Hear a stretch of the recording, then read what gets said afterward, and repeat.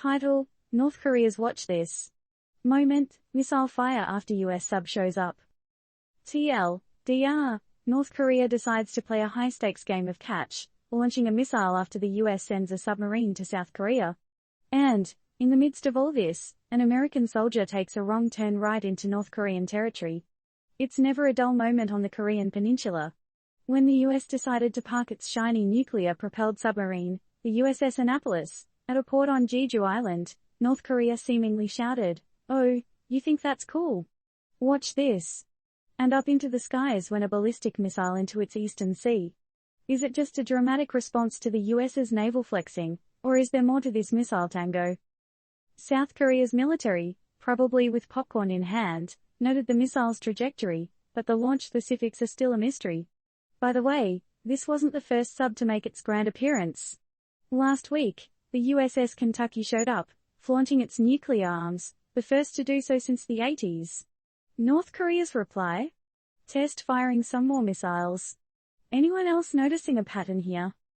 Speaking of patterns, ever heard the one about the American soldier who decided to sprint into North Korea from one of the world's most fortified borders?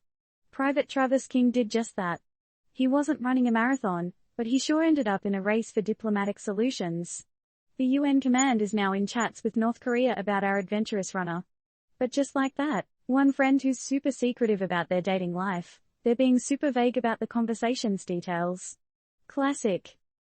On the topic of mysterious and edgy actions, let's talk nukes. North Korea's defense chief seemed to imply that if the USS Kentucky stayed docked in South Korea, it could be a reason for a nuclear strike. Phew, drama.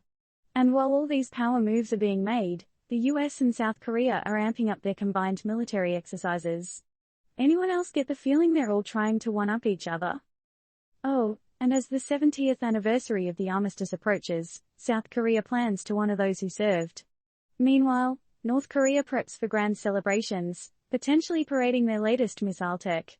Plus, a Chinese delegation is headed their way. Global VIPs, unite. So, with all this missile firing, submarine sending, and accidental border crossing, one's got to wonder, in this high-stakes game of chess, who's going to make the next move? And more importantly, when diplomacy feels like a game, who truly wins in the end? Question to provoke discussion: with North Korea's consistent missile testing reactions to US naval movements, what do you think it will take for a long-term peace solution on the Korean peninsula?